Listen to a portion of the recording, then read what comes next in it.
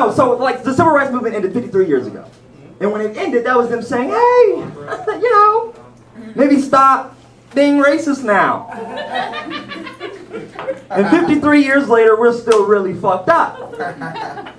So that can only make me think, what did a school picture they look like at my mother's freshly integrated school?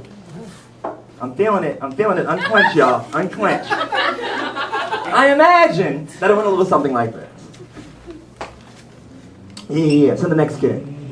Little white girl walks up. Hey, honey, hey. All right, take a seat.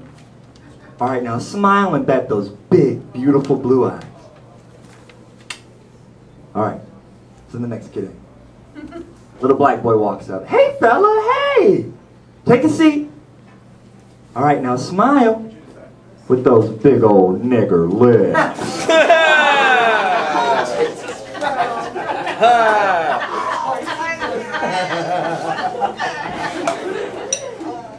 Little boy says, what? He says, nothing, say chicken and click, fuck out of here. Y'all handled that so much better than I thought y'all would. That's fucking awesome. That is awesome. Y'all did great. When I first told that joke, like the first time ever, this white woman, she walked up to me and she was like, hey, I just want to let you know that that joke was so funny.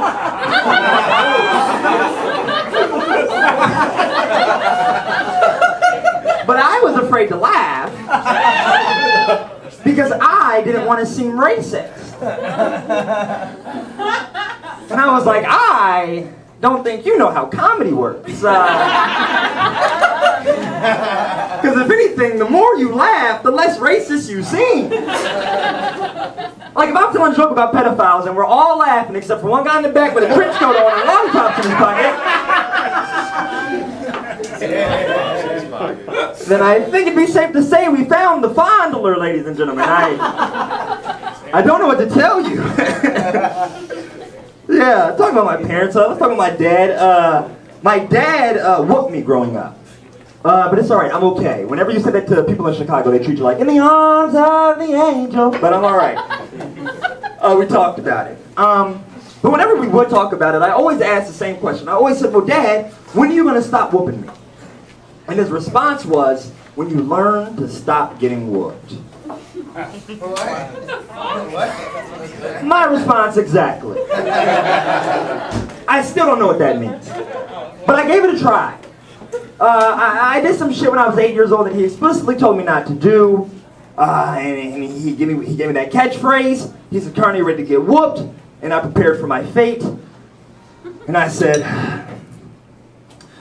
yeah, Daddy, give it your best shot.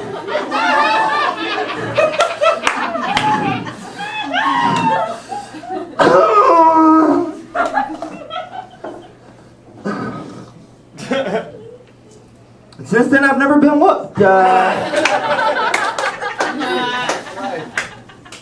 At least not by him. Yeah, that's a king joke. It's about sex. Spank me, Daddy. Yeah, he didn't like that one. It's all right. I'll get on the next one. I will say this. This is going much better than I thought it was going to go. This is racy shit. And y'all are keeping up. You say, Karen, I can race right along with you, so thank you for racing. But I do want to say this. Let's see how this one goes. From the bottom of my heart, I believe that heaven is segregated. You agree? Yeah, sure. Hell yeah, hell yeah, hell yeah. No, I do. I think that heaven is segregated. And when I say that, people look at me crazy, especially white people, which I don't understand because, sir, if I were to ask you to close your eyes and imagine this place that is the afterlife, and it's perfect, and you're reunited with your grandma and your childhood dog, and everything that you ever wanted you get, and it's specifically catered to you. Tell me honestly, are there niggas there?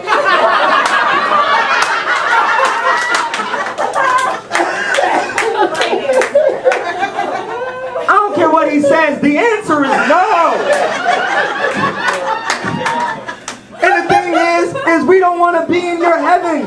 They made a movie about white man heaven. That shit was called 12 Years a Slave. We don't want to go back.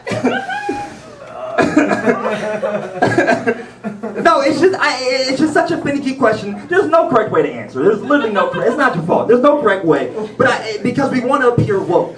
But I think that what this generation is great at doing now is compromising our intelligence for the appearance of being woke.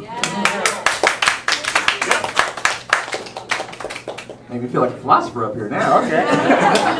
But no, I do mean that. Because, like, what is the correct way to answer that question? Like, what if I asked a white woman and she got really righteous and she said, well, actually, sir, I have a lot of black friends. So, yes, there are niggers in my heaven.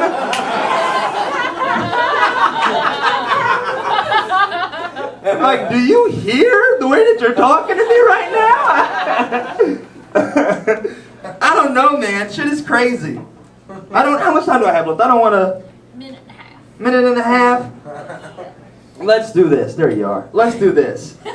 I will say this super quickly. Chicago is really funny. And I talk about race shit because race shit is real. But it only hurts you if you let it. So I'll just end on this. I was doing a show in Chicago a little while ago. And after I get off stage, I was greeted by a man who had on dark green pants and a black hoodie. And on the back of the hoodie in red, white, and blue letters, it read, "Time to get Star Spangled Hammered." And I know that hoodies don't have accents, but his did, okay?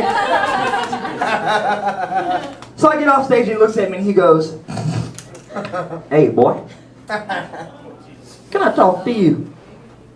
I get off stage and I go, "Yeah, what's up?" He says, "I just want to let you know something. You had you a real good set out there. You was mighty funny." And I say, "Thank you." He says, "Let me ask you something. How old are you?" And I say, "I'm 21. And he goes, "Shit! When I was 21, if I was as funny as you, or even half as black, I could have been Chris Rock." And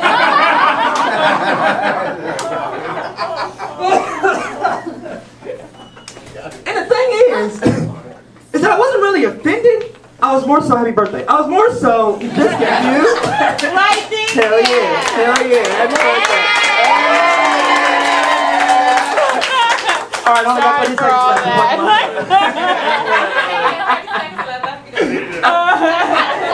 left. No, where was I even at? Happy birthday.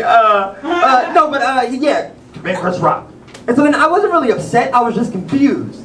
For the simple fact that I don't think that he realizes that if he were to be half as black as me, he would still be white.